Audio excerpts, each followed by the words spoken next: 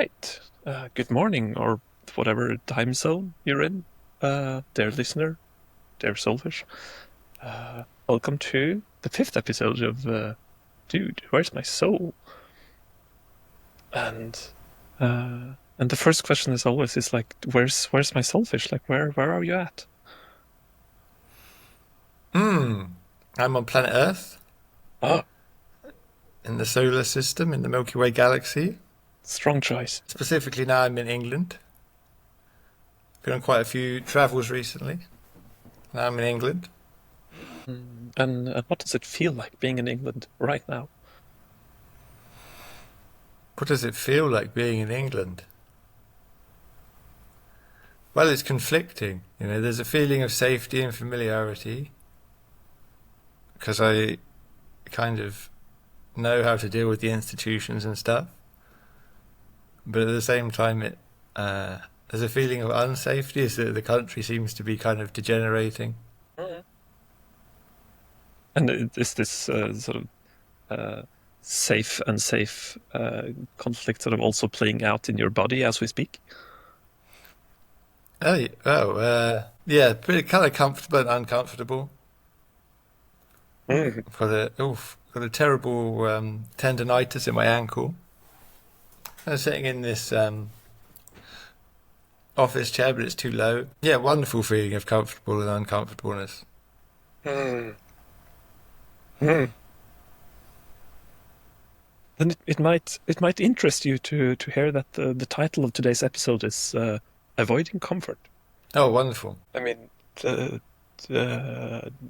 normally what we avoid is discomfort, but I Oh, think a lot of the time we avoid comfort as well. I think this is something to look into. that sounds very interesting. I have brought today a candle. Yeah, me too. Should we light them? Let's light the candles. Yes. I've kept bringing my symbolic sort of container chock full of very flammable fluid.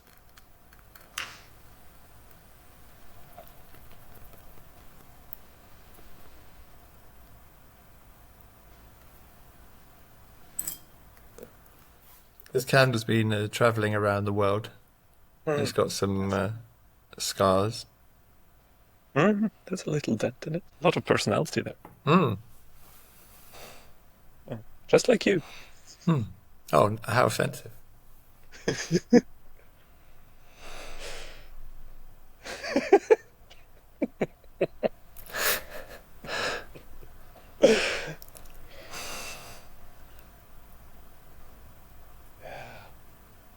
All right. I feel sharp and awake and ready. I went walking in the woods for something like 9 hours yesterday, uh, and my body's sort of aching a little bit in a very comfortable way. Yeah, a little bit like burnt by the sun, and it feels good. I'm enjoying a lot of sensations that uh, some people would call uncomfortable. Sort of again points us towards this mystery. So here's a hypothesis. Well, um, suffering is nothing but resentment. And resentment, for those of us not too familiar with that word. Yeah, good question. What does resentment mean? Let's look it up in the dictionary. I think of it as a version of being angry. A feeling of displeasure or indignation at something. Yeah, it's like anger and disdain. Um, This pleasure is kind of neutral. Indignation is more like I deserve otherwise. Resentment. I just have a feeling. Yeah, it's hard to really put it exactly into words. Can you elaborate on suffering is really just resentment? So, like you say, you have um, you have physical sensations in your body, and if you judge them as something negative and something that you hate, then you suffer. But then if you don't make that judgment, then you don't. Mhm. I I was very recently at a sort of 10-day meditation retreat with no talking, and the only thing we were supposed to do was sit there, notice everything happening in your body, and try not to judge it Mm, as either good or bad. Like if mm. something is painful, let it be painful. If something is pleasurable, like don't try to grasp for it, don't try to get more, and don't try to push the pain away. Uh, if you're sitting in an uncomfortable position, like don't move to remove the pain. If it's itching, don't itch to remove that. Like just stay with it and try to feel this. Like, oh, I want you to go away, and let that thought also just like be there. Like, don't act on anything. Uh, Very interesting experience. I've been going through similar initiations called long distance plane flights. And one of the things that I did also was I took a 4 day train trip across from California to Florida. And I didn't get the sleeper car, so the train seats are very uncomfortable. And I used to resent these types of experiences a lot, and I would suffer a lot. But then I stopped resenting them, and now I can just do it. Mm. I feel like that's the easiest way in to this, is physical pain. But then there's also emotional pain. If someone is really making you angry or pissing you off, making you annoyed, the person really isn't doing anything to you. It's the resentment, the hatred. Resentment's like hatred, or this kind of judgment against that, which creates the suffering. Mm. There is also some part of it that feels a little good. Like it's this like, hey, I get to be a victim. Like uh it's like that there's like someone should take pity on me, or there's a little uh I mean, like sometimes you are I have it I don't agree with myself fully on this point. Like there is, you can make yourself into a victim at any point, and it's quite a popular thing to do. And at the same time, like sometimes you're actually you're sort of being subjected to horrible things. Like it's not like I want to get rid of the concept of being a victim, but it's something to be aware of, that like you can actively do it. And I think to a larger extent than most people think, you can sort of move into victimhood, and it does feel kind of good to be there, even though it's a like per definition a place of suffering. Right, well, you create your own suffering. Mm. Yeah, that would be it feels like a like provocative thing to say, but uh like from my position, like I'm walking around most hours of the day in a part of in a state of sort of partial victimhood, and I don't have to. It's it's not necessary. It's not doing me any good. It's not doing people around me any good. Uh, but there is a sense of safety, or of sort of comfort in it. I think there's a good reason people move there. Yeah, well, it's addictive.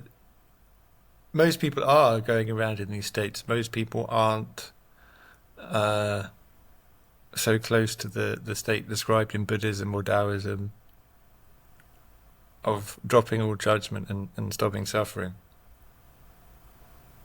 Mm. Mm. And I think maybe even these days, even less. Now, this is some kind of like weird esoteric thing that you find out about some once in a lifetime retreat. But I think it used to be more closer to people. Mm. Just to go with your train example, which I think is quite relatable. Uh, I'm not sure it's obvious to everyone what do you mean? What do you mean judgment? Like I'm sitting here and I'm comfortable. What's an example of a judgmental thought? It's like, okay, my back is hurting. That's not a judgment. That's a description of what's going on. Where's the judgment part? Or it depends what you mean by hurting. I'm feeling a sensation in my back, based in, oh, these seats are awful, and I should have done something different. Oh, I wish. Oh, how long is it going to be left? I wish this was over. This is so uncomfortable. It's so badly designed. The people who designed this are idiots. I need to get a cushion. Can I get? Is there like a special cushion I could have? Mm. Yeah, and sometimes you say this to the people around you, and sometimes it's just internal, but it's the same Oh same kind yeah, of misery, yeah, and it's all centered around sort of not accepting your present circumstances. yeah. Another thing uh, that I had recently, I had an even deeper pain initiation. I had some surgery, Mm. and the doctor really told me to take painkillers, strong painkillers, and I didn't pick up the prescription. I just didn't take them, and I felt pain. And instead of thinking, "Oh no, pain! I need to take painkillers. Oh, I'm suffering," I thought, "Okay, pain. Okay, now I can feel how much I'm healing at the moment. I can feel what my body's capable and not capable of." I was quite glad for the pain. It was quite painful at times, but it just was what it was. I never had one moment where I thought, "Oh, I wish I took the painkillers." Mm. It sounds like you have a quite different relationship to pain than most people I talk to. I mean, it's also partly something that's developed. You know, I'm guessing you were not born this way. Can you name a couple of sort of experiences that have changed your relationship to pain? I'm not sure what the exact experience was. Kind of, there's always a process working inside me, and then things happen, and I notice, wow, this must be the result of something. But I don't necessarily expect it in advance. But it's this lack of judgment and this surrender. This is my idea that suffering is resentment. If I feel pain and I interpret it as, oh, this this is my body giving me a damage report, it's quite useful. But then if I interpret it as some terrible thing that I must stop at all costs and I can't stop it, then I suffer. I think modern society has a very strange relationship with pain. It's like, oh, you have to take painkillers. For millions of years, people didn't have painkillers. The amount of pain that your body feels must be optimal because it's an evolutionary switch. People could be born feeling less or more pain, and the people who felt the amount of pain that we feel without painkillers did the best. Mm. Mm. So you're supposed to feel pain. If you have an injury or something, you're the body is designed to give you that level of pain which it's giving. It's not something it's not something environmental. Like you can be too cold, you don't really have any control over it. But the human body could evolve to feel as much or as little pain as it wants. It has complete control. Mm. And there is this condition that you can be born with where you don't really experience any pain, and the people with this condition rarely rarely survive their teenage years because they just do like more and more wild stuff, uh, and in the end, the body can't handle it. I think like leprosy or something that people stop feeling pain, and the problem is that you don't really notice, but like throughout your life, there's so many times when you just like burn yourself on a stove or something, and then pull your hand away, and if you just can't do that anymore, eventually you just get really, really injured.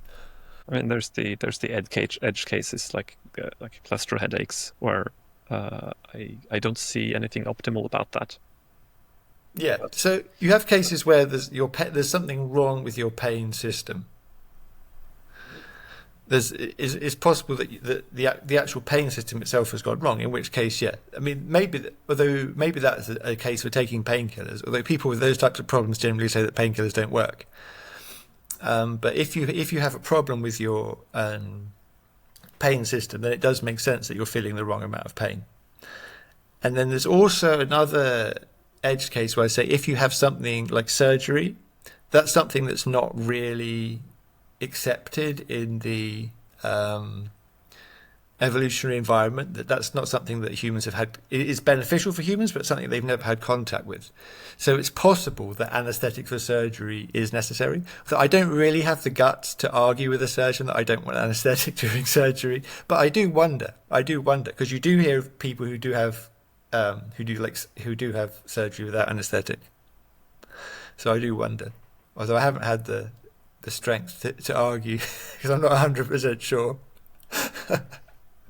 But if you have, if like the typical things people take painkillers for is normal healthy pain. That's what people, 99% of the time, people are taking painkillers for normal healthy pain. Mm. Mm. If we go back to the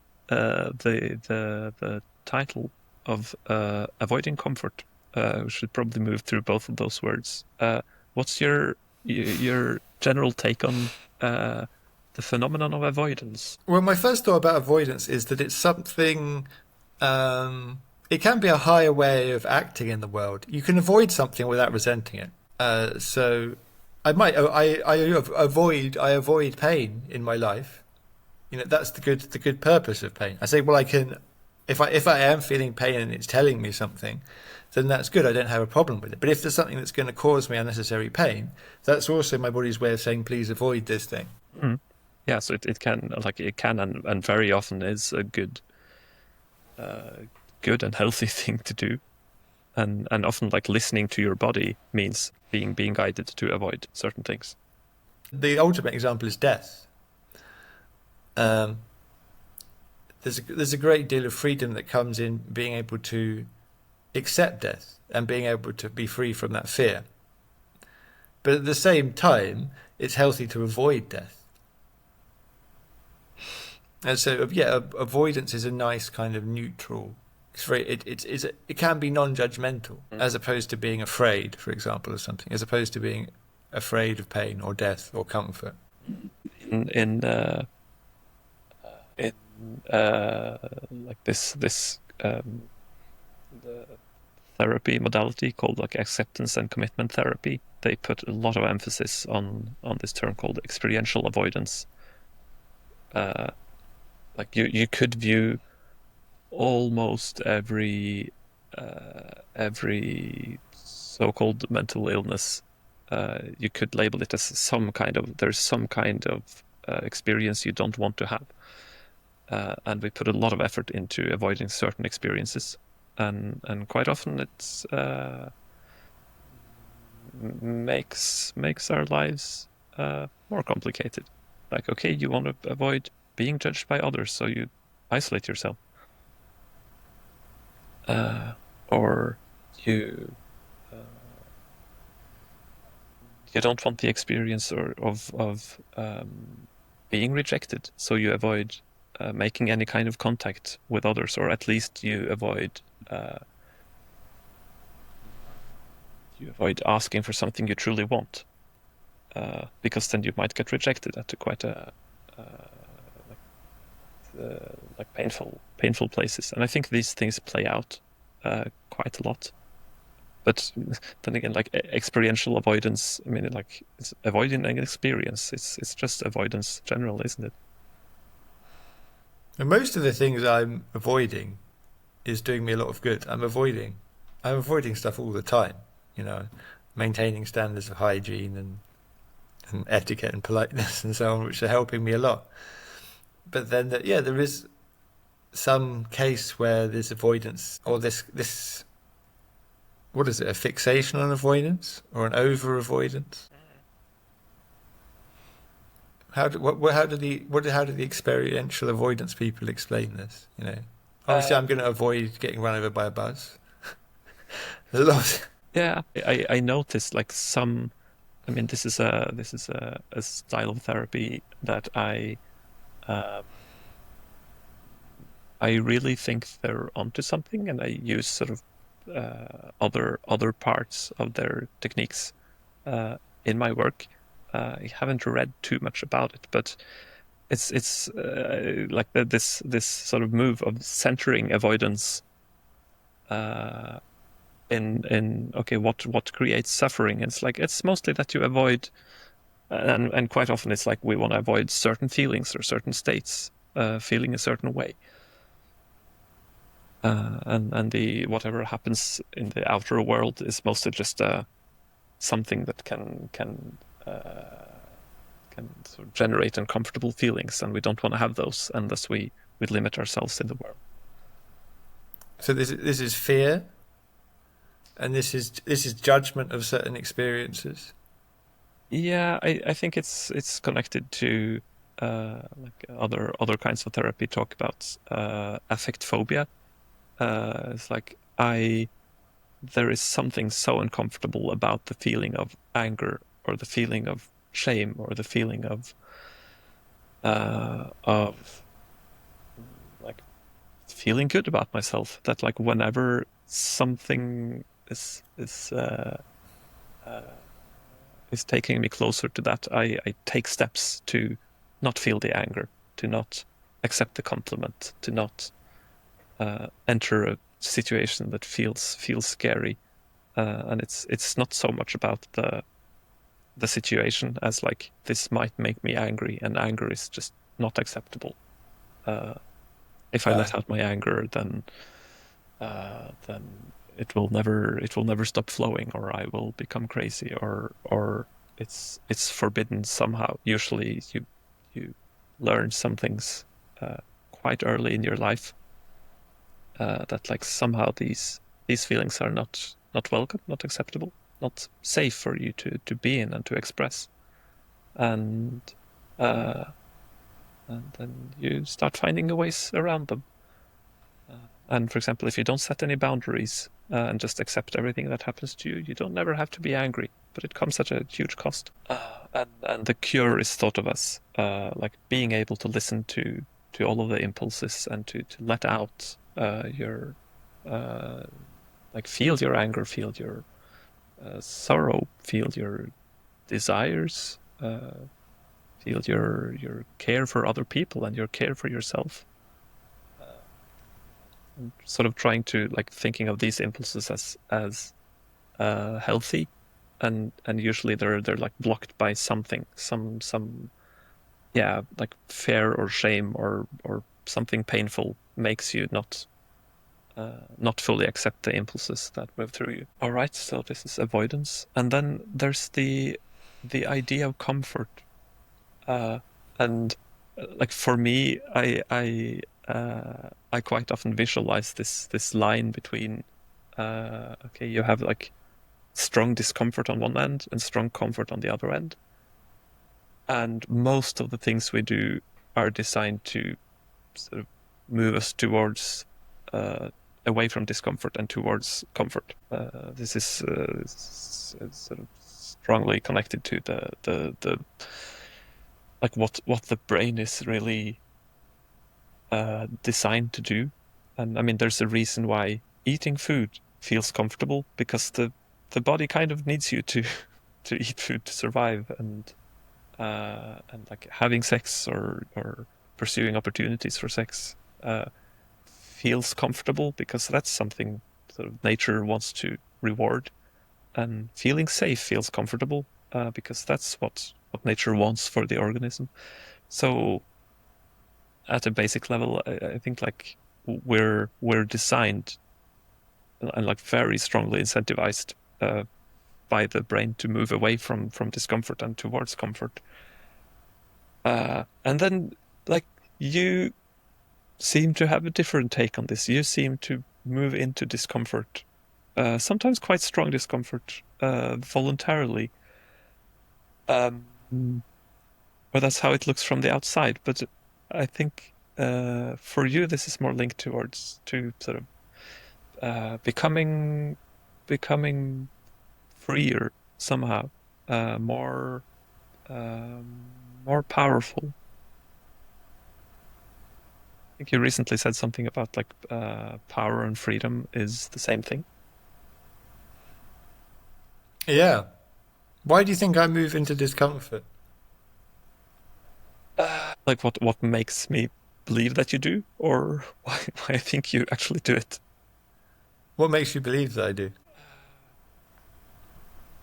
You describe a number of, okay, I'm sitting in a train for 4 days, or I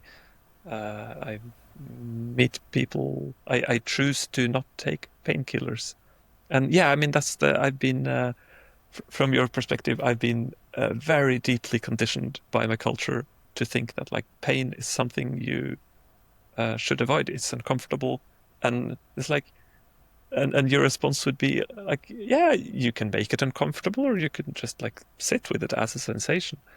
And that this discomfort part is something that I'm projecting onto you. I'm adding it to the narrative. It's not really there when you talk about it. And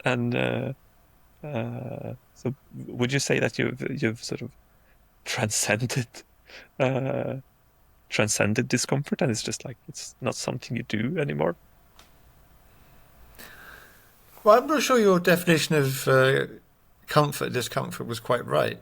You seem to be confusing it a bit with pleasure. I Yes. wouldn't say that necessarily eating or sex was comfortable. Either could be quite intense. Yeah, I think the axis I'm talking about is like I'm translating from the Norwegian behag ubehag, which is sort of in the middle between pleasure and comfort. So, can you differentiate this pleasure displeasure axis and the comfort discomfort axis for me? Well, comfort seems to me to be like a 0 point. There's various things that would knock you out of your homeostasis. That if it's cold and it gets warmer, you get more comfortable. But the hotter it gets, you don't just get more and more comfortable. Eventually, you get less comfortable again. Because comfortable is just when it's just in the middle, where you're not feeling anything that's pushing you out um, of your natural state. Well, pleasure, I guess, is the opposite of pain, and pleasure is a stimulation that your body finds rewarding and is giving you the impulse to move towards it rather than away from it. And pain is the impulse that there's the sensation that gives you the impulse to move away from it. So pleasure, like pleasure pain axis is sort of quite intense at both ends. But maybe comfort is just the absence of pain. I mean, I have titled the episode "Avoiding Comfort" because I seem to be avoiding comfort quite a lot, and I find myself sort of chasing pleasure. I do things that are supposed to be pleasurable, uh, but there is a lot of tenseness. There's not a lot of comfort uh, in me. Like there are ways of reading the news. It's supposed to be interesting. It's sort of rewarding in a way, but there is no chill about it. And the same way of like playing games or eating food. Uh, you could do it from a point of like huge tension. And I notice this happens a lot. I think I've noticed it more after doing this 10-day meditation retreat, and I don't know if it's actually been harmful for me. I don't think so. Or if I'm just noticing kind of how miserable I am. In some ways, I do feel discomfort because if I feel pain in my body, I'm not just going to ignore that. If it's something that I can act on, I get the impulse to act on that. Maybe if I'm too cold, I'll put on a coat. But at the same time, the less I judge, the more that I get into a feeling of universal comfort, which I often describe as peace. Mm. That if I am in a situation that's not easily fixable, I don't need to resent it and feel suffering, which in a way is like a permanent comfort. I'm trying to figure out my axis here, and so I've written down. Okay, you have the pain pleasure axis, and something like the tension comfort axis. think comfort is associated with this set point, this sort of lack of tension, and peace is like something along it's something of the same idea. Oh, you can have pleasure and pain at the same time. Yeah, that's why I'm going with the sort of discomfort. Like, In a sense, pleasure and pain are orthogonal. Just call pleasure and pain orthogonal and have comfort as zero pain. eh. And it's a great basis for pleasure, but it's not actually required. It's a good basis for the nervous system. It's a good basis for the nervous system to experience pleasure, because there'll be some kind of conflict if you simultaneously experience pain and pleasure. Yeah, yeah, but I mean, there are plenty of ways that people find pain very pleasurable. Right. So that's why if you make a pleasure pain axis, you can't think of it as a place that you're on at one point in any time at any one time. Mm. I mean, obviously in some ways pleasure and pain are well, they're not really an axis, are they? It's not like reduce pain, reduce pain, reduce pain, and then it becomes pleasure. There's no point at which a small amount of pain becomes a small amount of pleasure. The difference is that the effect that they have on your impulses. If pain turns into pleasure, you'd be driven from repulsion to attraction. So in this like dimensional analysis of experience that we're doing, I realize like a lot of it is a translation problem. Uh, there are like I'm with my patients, I'm working with this axis from what we call behag and ubehag, uh, which I would say it's mostly sort of comfort, pleasure, and whatever the logical opposite is. Uh, and like usually people would put pain at the discomfortable end, but then I'm like, what about people who like to hang themselves from like sharp hooks in the ceiling and like call it ecstatic? Uh, what about people who like to lie on the bed of nails? What about the people who like to combine pain and sex? Uh, Is the hooks? Is that bahag? yes. And then you can further divide it into with sort of high or low intensity, or like high or low activation. Like, do you have a high pulse, or does your body relax?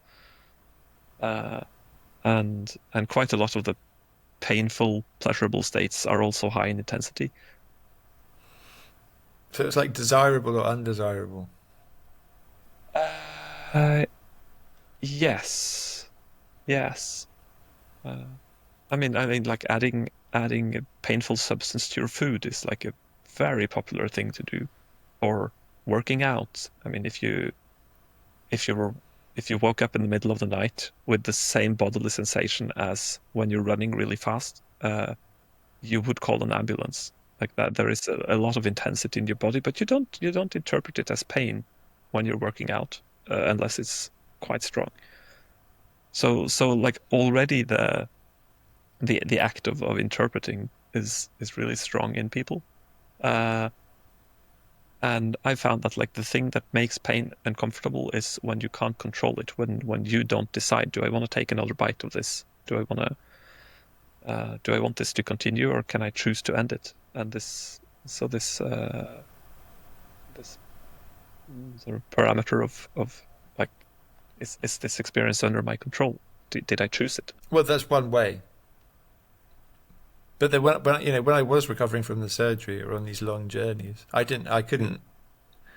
I mean, no, I couldn't really end it, but I was still able to accept it. And control. Being in control creates a feeling of safety. But surrender creates a feeling of safety without being in control, and you're not really in control. Yeah, control is a very comfortable illusion. Oh, so maybe that's what painkillers are for. So I've never really been convinced that painkillers do that much. I mean, I don't really know, but it lets people feel like they're in control. And they control the like experienced intensity of the pain. Rarely like takes it all away, but it's like, oh, it's manageable now. And I mean, part of it is what the medicine does, and part of it is like just the act of taking uh taking a pill. Like the placebo effect is quite strong, I think, with painkillers. If you're told like this is strong stuff, then your experience of suffering is much less. Because you feel like you're in control. Yeah. This is what people are actually paying for when they buy painkillers. Mhm. I think it's what people are paying for in a lot of cases. Uh, I mean, I work in the field of addiction, and so I meet many people who are sort of dependent or addicted to various kinds of pills, and some of them we know from a medical standpoint, like after using this kind of medication for this long, it doesn't really have a noticeable effect on your body. You could switch them for sugar pills, and you almost won't notice the difference. And it's much more about the psychological. But as long as I have the pill here, I can get away from the discomfort, and the body knows this, and it generates the change long before the medicine does anything. I mean, you see it with people drinking coffee as well. Like they're really groggy and they have a couple of sips, and it's like, starting to wake up now. And it's like, well, the first effect, in terms of brain chemistry, the first effect should appear uh, like uh, it's at least a couple of minutes, and the full effect doesn't set in until like 20-30 minutes. uh, it needs to go through the like intestine and bloodstream and everything. But it feels like it's waking you up as soon as you smell it, because the body works very strongly on these associations. And yeah, I, so I mean, ostensibly painkillers are like reducing your pain, but there is a lot of belief and conditioning involved. And yeah, I think it's a way of taking control, among other things. uh, they uh, they do also do something to the nervous system, which is quite important to establishing that link in the first place. Um, all right, so now we've been sufficiently confused about the phenomenon of avoidance, and the concept of comfort to discomfort, pain, pleasure, and now with the when combining them, I'd like to throw in a quote from a blogger or author that I really enjoy reading his stuff. It's called Sasha Chapin, and he has a piece called "50 Things I Know," where he just sums up like, here's some knowledge I've accumulated, and it's a really wonderful piece of writing that we can link to in the description of this video or episode, or however you consume it. Because this is it's yeah, I find it an unusually sort of densely packed wisdom. Uh, and the second point of his 50 things, he writes, it's strange, but I know that it's common to resist positive emotions as well as negative ones. Ask yourself the next time you're doing something enjoyable, are you really surrendering to the full enjoyment available here? The answer will often be no.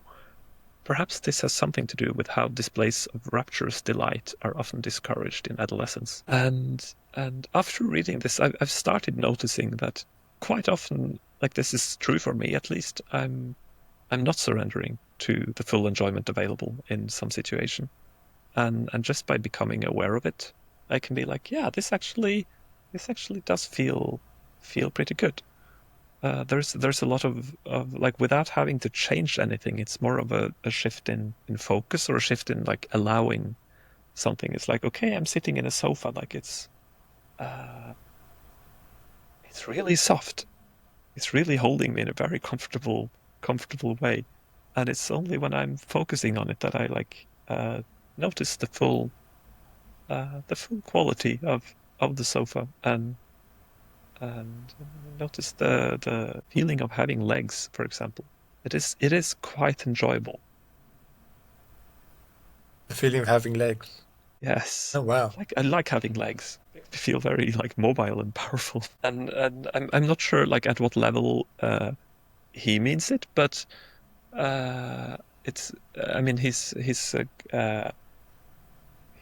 quite into sort of meditation and these meditative states and like what can you gain from them. Um and I'm guessing this is one of the insights from his path. That's like noticing how much people sort of resist feeling positive emotions.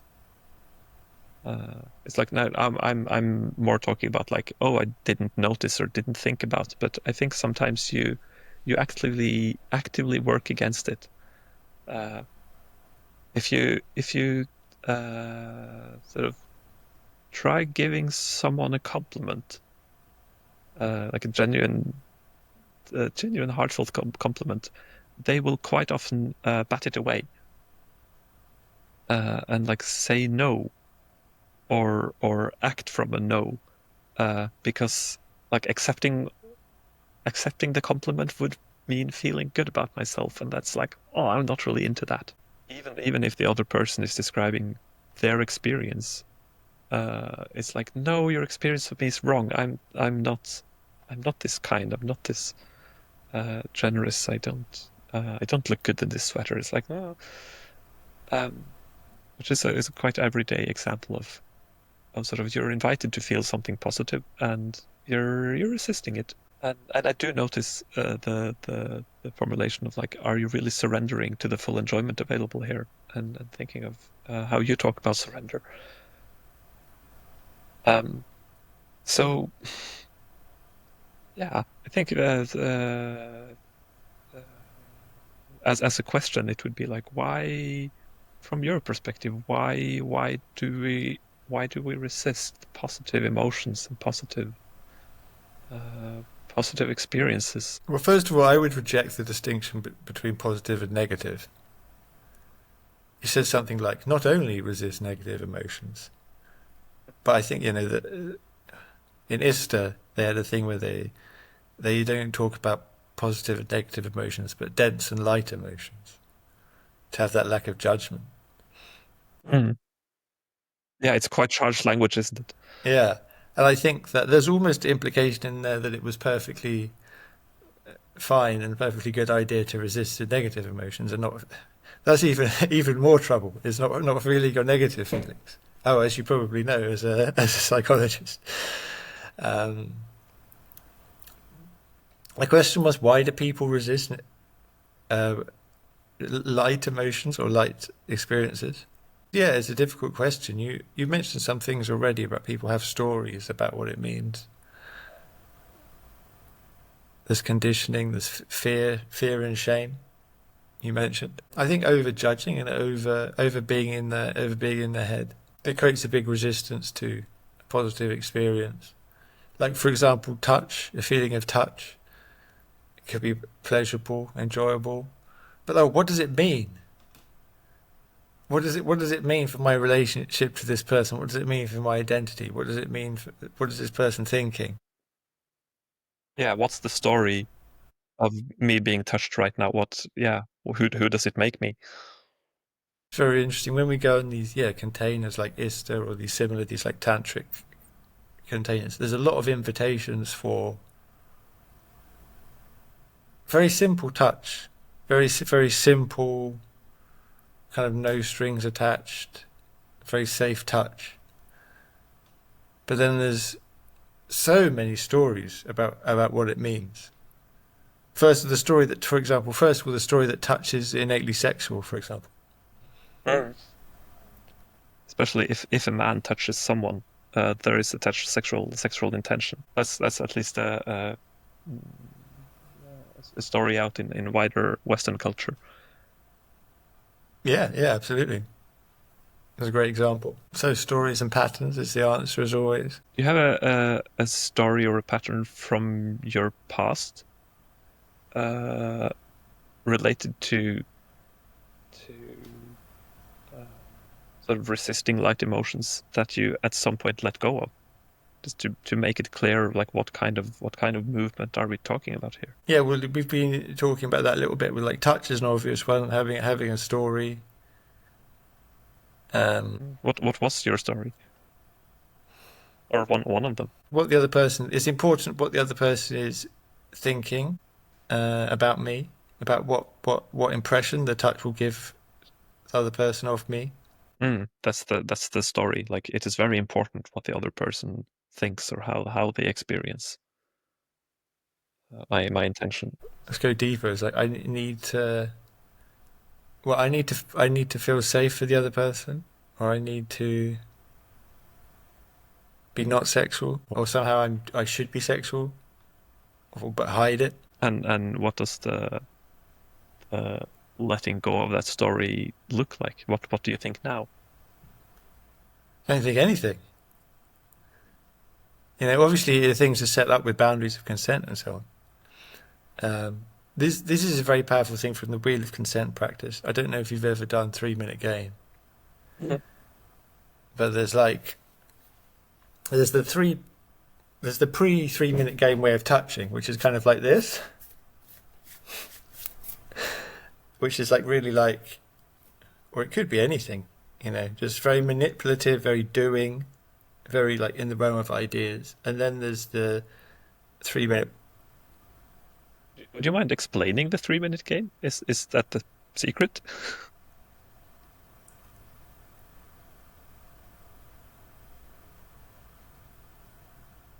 Different quality of touch. Sorry, yeah. Um, Explaining the 3 minute game. I have to explain the whole of Wheel of Consent.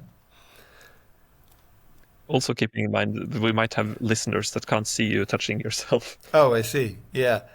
So,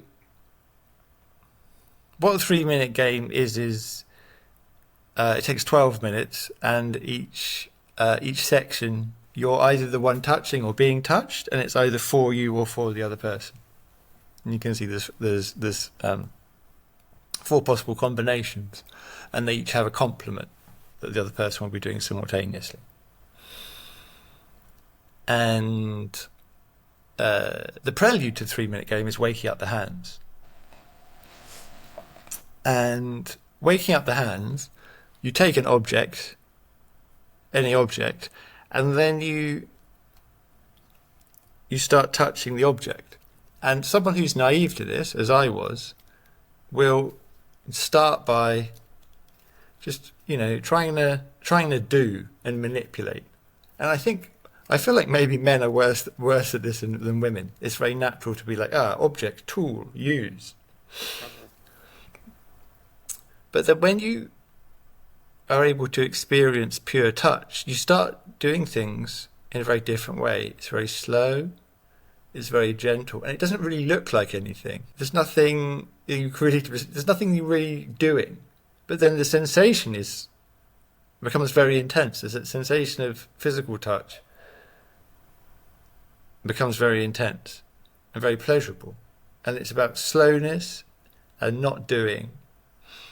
And it just looks weird because it's like that's not something you'd ever think that you were going to do on paper. Why would you ever decide to do that particular movement? But it's much more pleasurable.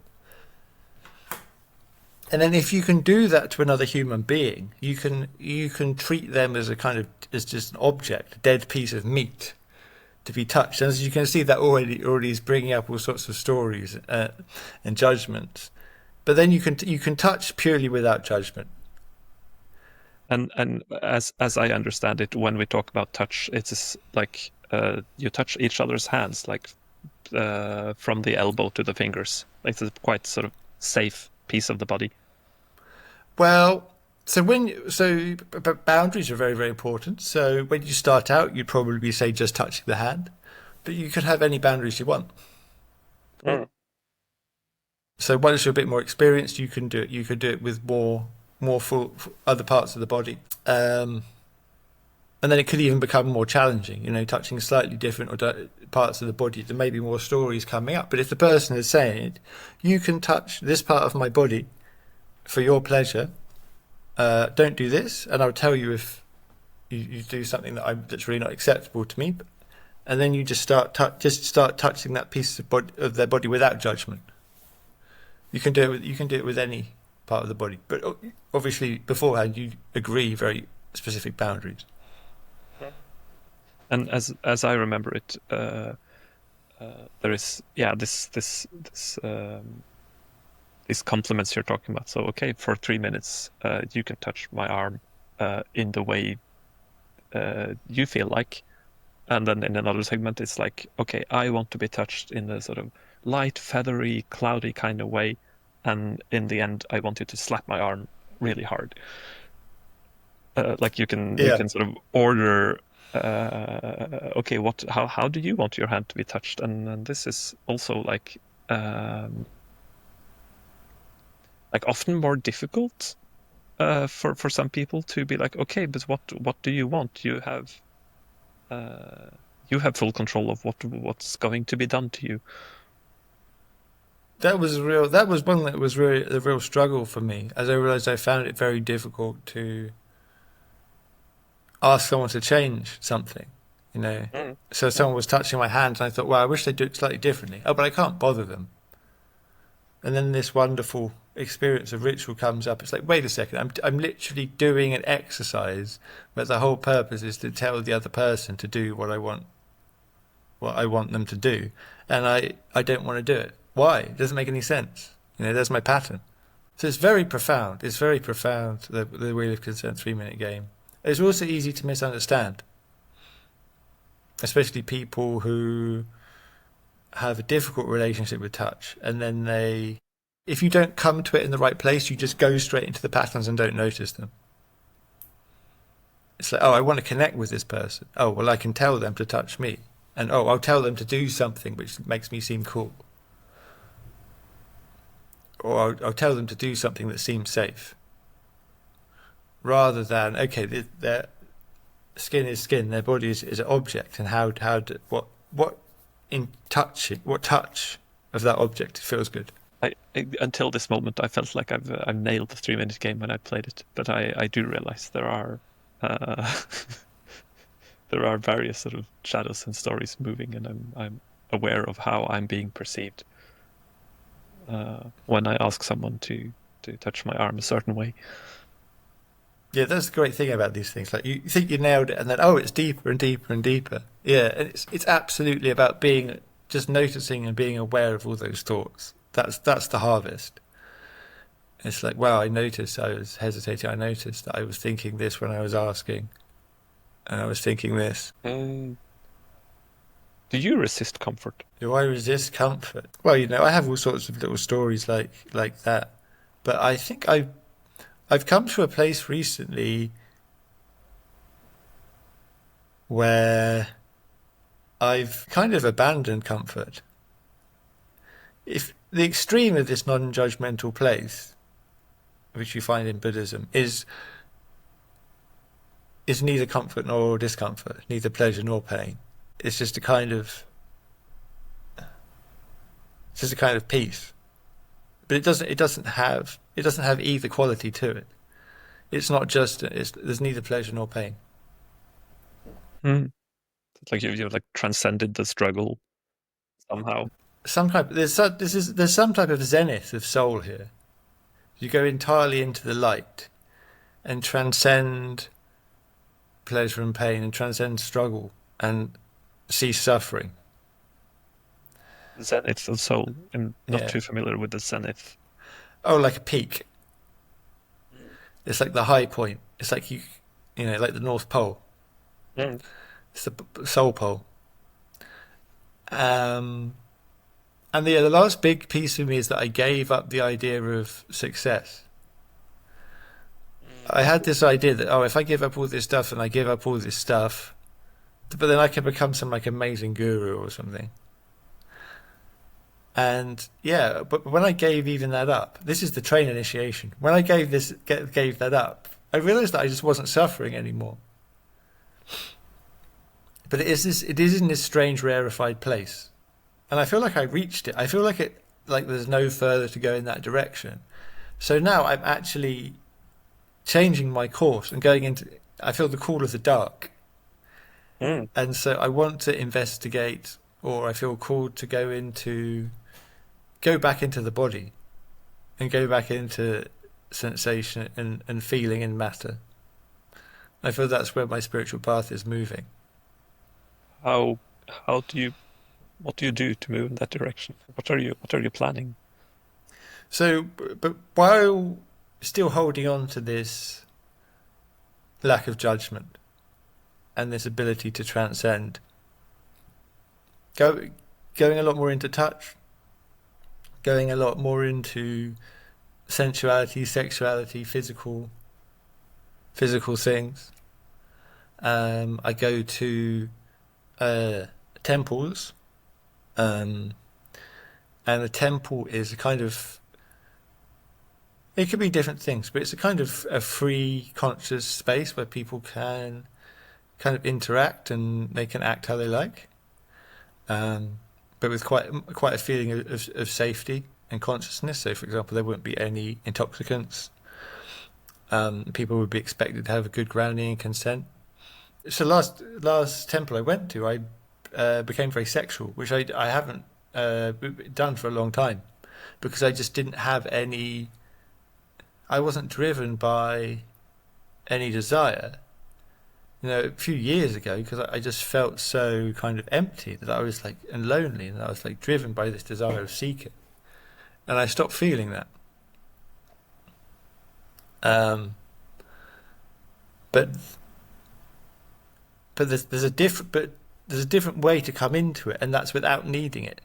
Just to allow myself to go into to physical experiences, but not because I need something to be complete. Coming from a space of already completeness, and it's quite a feeling. There's some grief. There's something that's lost. There's something really nice about really wanting something and then getting it. There's something like, Mm. oh, finally. It doesn't last long, but oh, finally. It's the like the hit of dopamine, like wanting something and then getting it. I've never seen dopamine, and I want to talk about it less.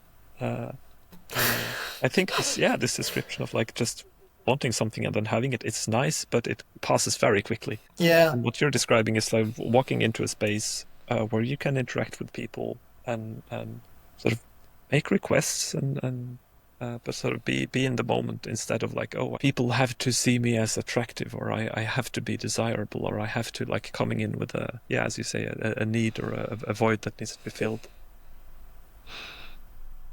And yeah, I found that I'm much more smooth now. um, everything just works. Everything was just in alignment. I was able to draw people to me and engage in experiences, and yeah, it just happened. It just worked. Would you recommend the soul path as a sort of cosmic pickup line? In what sense? Uh, like I mean, people want uh, to sort of be more attractive and like seem less desperate and like be smooth and cool. And it sounds like you've found a way. Oh yeah, that absolutely works. Yeah, and this I think this is well known, even in the personality space. That um, I I remember reading this in a magazine a long time ago. Yeah, to be attractive is just to be like comfortable in your skin and happy with yourself. Not trying to do something for other people. Mm. And absolutely, absolutely the if you if you want intimacy in your life, you don't feel like you have it, then this kind of surrender and dropping judgment is a great solution. The only catch is you reach a place of not wanting. So that's the irony. the English language has a big problem with the word want, because when you say not want, there's no way to say not want. Say I don't want something means I despise it and disdain it. But you get the thing, but then you're also sort of indifferent to it. That's the irony. But you have perfect peace. That's what happened to me. I went to ISTA and all this stuff because I was lonely and I wanted to feel connection and intimacy. And then when I got to that place, I found that actually it wasn't important for me. It wasn't important to me anymore. And it was opening up the door to something else. There is there is a lot of talk about finding yourself, connecting with yourself. How do those phrases look to you from where you're currently at? What does it mean? Well, I get triggered by the words self. People talk about Oh no, like, oh no, I have to not use that word. I don't want no, to. but it's like, well, I always think, well, the self becomes increasingly more vague. Um, so yeah, I did some circling the other day. Very, very profound experience. And one of the first things they say though is, what's the experience of being you right now? And just my thought is, being who? For those who don't know what circling is. What's circling? Circling is being very present with to the experience, the current experience, and noticing that. It's a bit like meditation, and then coming into connection with other people and being present with that experience. And people typically say like, "Oh, I'm noticing a tightness in my chest."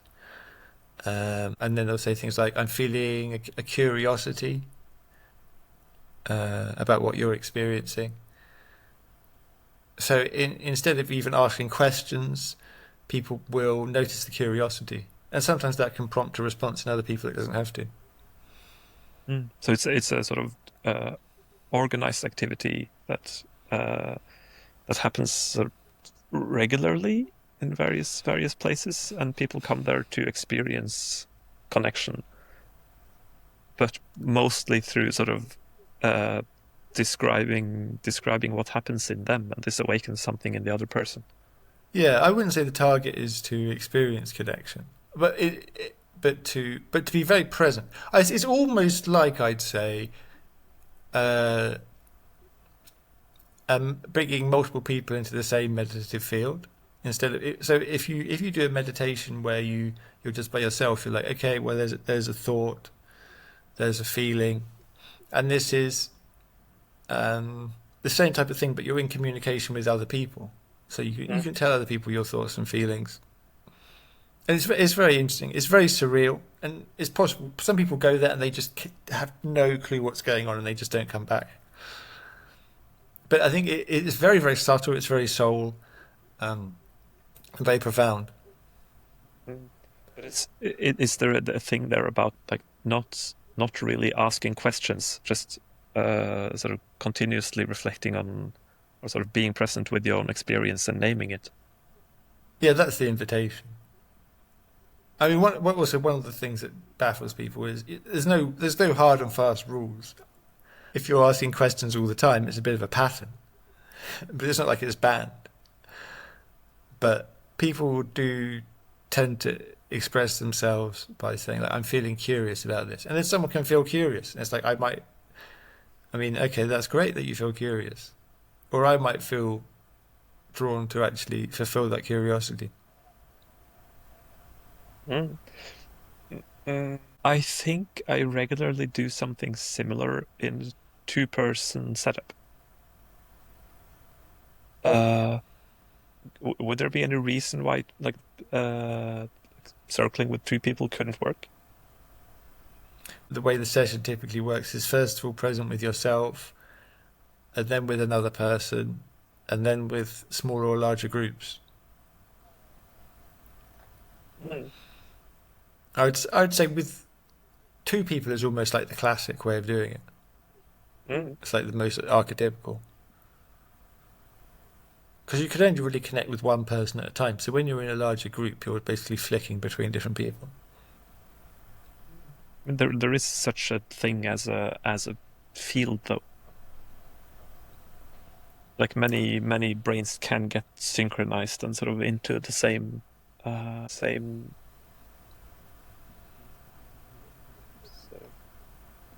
energy or pattern or. Oh yeah, that's true. But I'd say that like two was like the most typical number to experience the process. Um, I I see that we've gone for roughly 75 minutes now, and I'm considering sort of ending the episode with just 5 minutes of whatever we now collectively believe circling to be. Is there any setup you'd like to do before we just move into 5 minutes of uh, noticing? But just the invitation, just to start with yourself, just to start really deeply checking in with yourself, and then go to the outside.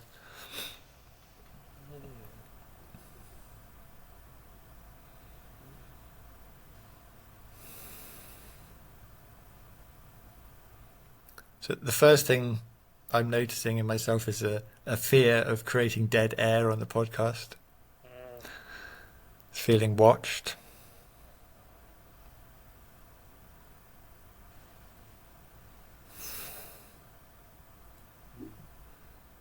Nose is a little blocked, feeling a bit heavy in the lungs.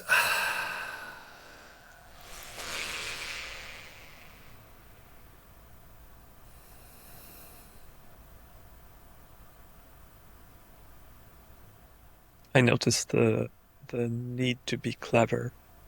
Mm.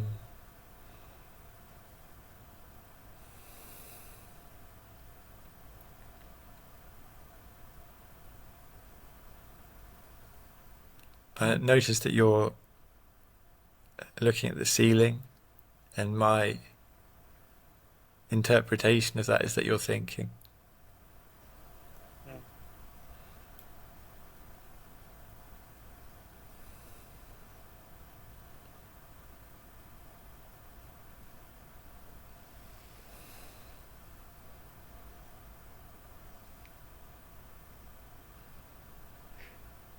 There's there's a joy or laughter bubbling up in my body, and it feels connected to the feeling of being exposed.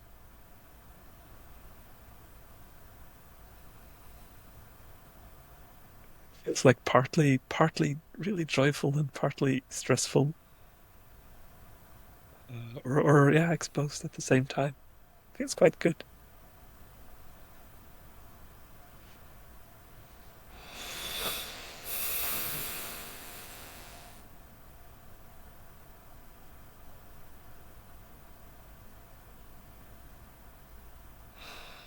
Yeah, I'm feeling some kind of like energy or tension in my body.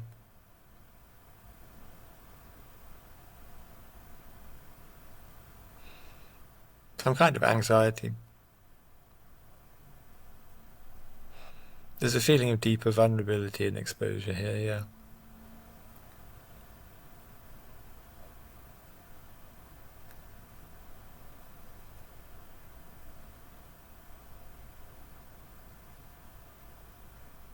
I notice you've become very still.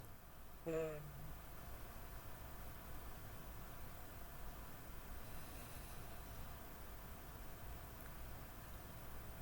think my like I was moving my neck earlier, and it's like cracking, and it's like feeling every part of the neck move, and then I realized that I feel somehow energized uh, from this.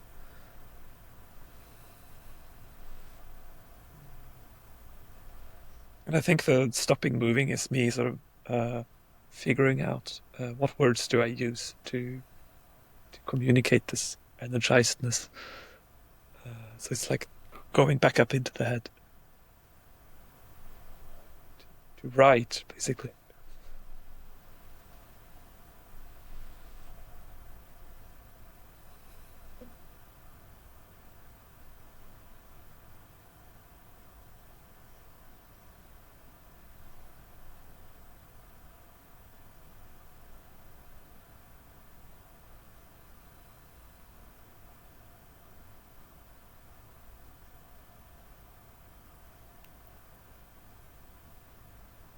Notice a tiny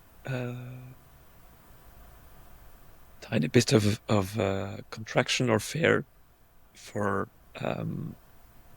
what's going to happen after this. What happens after we hang up and I'm alone in this apartment? Because I Mm. don't precisely know. Hearing that makes me feel sad.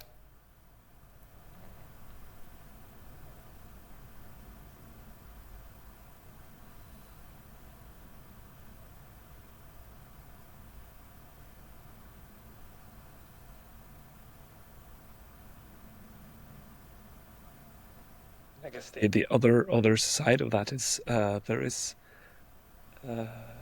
there's something comfortable about being here with you in this moment. Oh, that gives me a warm feeling.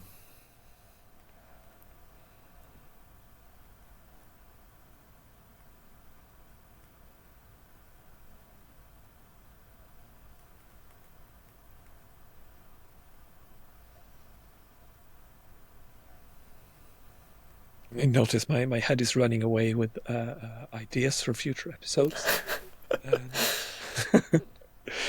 getting the desire to write them down. Oh yes, write it down. Do not lose this thought. Hearing that makes me feel like you're not entirely present with me. Mm.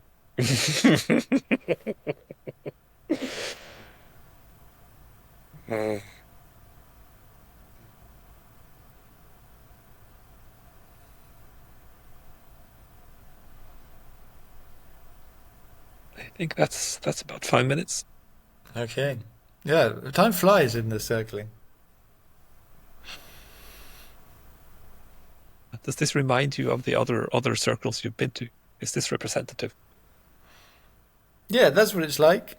And then it's a very good way to search deeper and deeper into your patterns as you become more and more aware. You know, it's like you were saying, oh, I'm thinking about these, thinking about future podcasts. And you can go deeper into that. It's like, oh, maybe I'm trying to escape from the current moment because I feel uncomfortable. And it's really, it's very subtle, but I've actually found it very profound work. I went, and I think the way it's facilitated is important.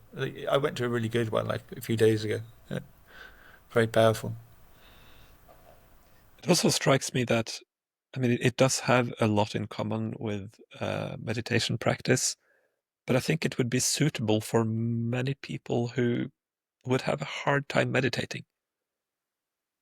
It's much more sort of self-correcting in a way, or you get this feedback, or you get shown how to do it, and you get sort of dragged back into whatever is going on. What was that? What was that word? What was that word that you used for your scale in Swedish, like bahat or ubahat? What was it? Norwegian behag. Sorry, Norwegian. Bahag. Yeah, the circle is much more bahag for me than meditation. Yes, yes, yeah. The presence of other people is somehow regulating. And there's other advantages as well that people can point out stuff to you that you didn't even notice. That can be very useful. And also, you get to work on connection as when you're meditating, you'll notice a lot of thoughts about sitting and the comfort of sitting. You won't notice so many thoughts about what it's like to connect with another person because it's not there. Whereas when you're in circling, you can notice a lot of things about your what comes up when you're with other people. Mm. Mm. And I notice it's a two-step process. Like the first is noticing, okay, this is going on, and the second step is like, do I share this with the group? Sometimes if there's a bit of like some sensations are more taboo than others. Ooh, yeah, that's great, and then that spirals out because you'll get like, yeah, and I feel ashamed about saying it, and then the other person will say, well, I feel closer to you that you said that, and it's like, yeah. Mm. I mean, I sometimes use something a little bit similar to this with patients when I get the feeling that like you're not really connected to yourself. Sometimes we go into this, okay, just notice things going in your body and name them. and then I do the same, which is quite close to how you explain circling. Um, and for many of the patients I've done it with, it seems to be like quite a strong experience, and like some people are saying like there is a lot of pleasure in my stomach region. It's almost like the sun is shining on my stomach and warming it. And I didn't know I could become this relaxed in such a short time. And I'm not really telling people to relax. I'm just telling them to sort of be uninterested in thought and just name what's going on in your body. Like, is there an itch on the inside of your knee? Is there like some tension in your shoulders? Like, what do you notice? I think it has sort of therapeutic potential, but I haven't learned anything like this as part of the education. Like, it's not a heavy focus on this kind of presence. It's good. It's also good for relating with other people. Is actually saying to someone like the way that you're acting makes me feel like this is actually much more productive than saying you're a fucking asshole. To take away because you're not judging. You know, if you you did it when you did that, it made me feel sad and angry. That's not a judgment. That's just an objective fact. Whereas you did a really bad thing as a judgment, but you're not. Is it there's this kind of idea that like, well, if I don't make judgments, I just have to suppress all my emotions. But you can still have emotions without judgment and feelings. But it's just a different way of relating. I also I sometimes recommend this exercise as a sort of as a tool to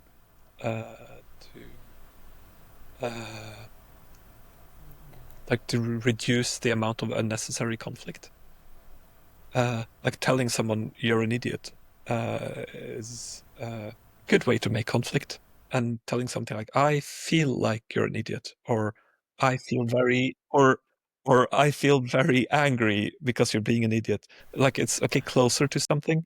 When you did that particular thing, it was I didn't understand why you did it, and it was upsetting to me. Instead of just saying, "I feel like you're a fucking asshole." This is the cheat that people start to do this in circling. Is that they just use their normal patterns of speech but encode them in circling language. Mhm. The thing I found, because I mean I'm regularly uh like surprised and somewhat impressed by the the kind of thing someone can take personally or can take as an insult. Um, and I've been thinking like, what's the maximally effective way of avoiding that? Uh, and I think like going to the sort of non-judgmental beginner's mind and talking about yourself uh, is, I think, close to the optimum way. Like if someone uh, enters the door or enters the room, and you're like, mm, I mean, except for the fact that it's a weird thing to say, if you're like, when you entered the room, I felt like something move in my stomach, uh, and and I noticed that my shoulders are going up, and like not even saying like I'm scared or I'm angry, but like I notice a lot of things are happening when you come into the room that really invites curiosity. Uh, it's the same as if someone is coming into the room and I'm like, it's something going on in my chest. Like there's a lot of warmth. I think I enjoy your company. Like you don't even know where it's going, and you're like this is the other thing I do a lot of at work is this working with um, mentalization, or this process of continuously sort of interpreting or guessing what's going on. What is your intention here? What's my intention? Why am I being tense? And we tend to jump to the answers instead of just giving the data we have. And the data I have is like when you enter the room, like something happens in my stomach. That's the only thing I'm sure of. And if you share that, you really invite curiosity, and it's really hard to take personally what's going on in someone else's stomach. It's possible though. It is. There's the other thing that happens is that people will take stuff really personally. And it's like, well, I'm just talking about myself, but that's all part of it. But having said that, it is a much for someone who's not super paranoid, it is going to be a much it's a much better way of communicating and much more honest actually, because then you realize, well, is this person an arsehole? Is this, what does that mean? Is this person? Well, I am actually just having some feelings. Is it actually true that this person is a terrible person? Does that actually mean something? Are they actually, what's actually happening is I'm having some feelings. And actually, a lot of those feelings are coming from me. They're coming from my past, actually, rather than this person. Maybe I'm triggered. And I mean, the really powerful move is to say, like, okay, when meeting you, like this stuff happens in my body. I don't really understand it. What's going on in yours? And sort of inviting them to the same sort of curious, open kind of thing. What do you take from circle? Yeah, yeah, my friend just invited me to go along to it the other day. I didn't really have any expectations, but I got a lot of the stuff out of it, like we've just been talking about, noticing my own patterns and finding a better way to relate to other people. And there's actually in that I didn't speak about it in the circling, but I think it came out of it. I started to realize a lot of stuff about my childhood and a lot of the problems in my childhood. And I'm thinking of actually, I'm thinking of talking. I'm not. I don't want to say too much because I don't want to gossip to too many people. But I'm thinking of confronting my mother directly today, actually. Hmm. And I feel like that, even though I never mentioned that in the circling, it was something that was bubbling up behind the whole time as I was noticing and becoming aware of my patterns of relating. And I think that came out of the circling in a way. Hmm. Hmm. That's good luck on the confrontation. It sounds like a sort of sounds like a brave and potentially very uh, sort of tension relieving thing to do, even though Mm. you might go through like a bottleneck of tension. Um, again, to quote this article, in which we will place in the description. And point number 5 of the things that Sasha mentions is, I know that most people overrate the difficulty of hard conversations and underrate how good it is to have them. Conflict avoidance slowly rots your whole life, and many people are about 8 awkward discussions from a much improved existence. I went to Emergence Brotherhood recently, which was a very, very good Ben's retreat. And we did something that I'd never done before, and I think I can reveal it. We did something called dark arrows. Arc arrows. Yeah. Mm. And then you basically ask someone for their consent, and then you just tell them the truth. You tell them the brutal, honest truth that they might not want to hear. And it feels terrifying. But every single person that I exchanged an arrow with, there was an immediate deepening of our relationship. Mm. Immediately. You do it both ways. Like I tell you something uncomfortable about you, and No, no, no. no. It's just. I mean, it could happen, but the principle is it's just one way. Because there's something that's like going around in your head that's creating a barrier, and you just say it, and you just don't say it with it. You don't say it with any judgment or charge. You don't mince words. You just say it directly. Um, but yeah, you just say it. The consent goes the way of like you. So there's a free flow when you go up to someone and like, hey, I have a dark arrow for you. Would you like it? Don't know if they like it. They're very willing, but yeah. I mean, I'm not gonna dwell on the details of the retreat. Don't want to talk about. But that's how it works. You basically get the consent from the other person, and then you send it. Mm. Are you comfortable sharing something you received? Uh, yeah, I have to wonder if it's in confidence. But I started to. If people say things to me about me, I don't think it's necessarily in confidence because it's about me. One thing I really noticed is I went in there thinking, um, I'm going to be like, everyone hates me. Everyone's, but like, no, I didn't really get many. Get many. What one person said, and I'll paraphrase it to make it a bit clearer. But one person said that introducing myself as Radiant Lingham made them feel angry because they didn't feel that they could connect to the real me. Mm. And the one thing again we had about these dark areas is you weren't allowed to discuss them for 24 hours. Mm. Yeah, so like let it do its thing, and then maybe later you can like, hey, can you tell me more? Or it's an interesting exercise.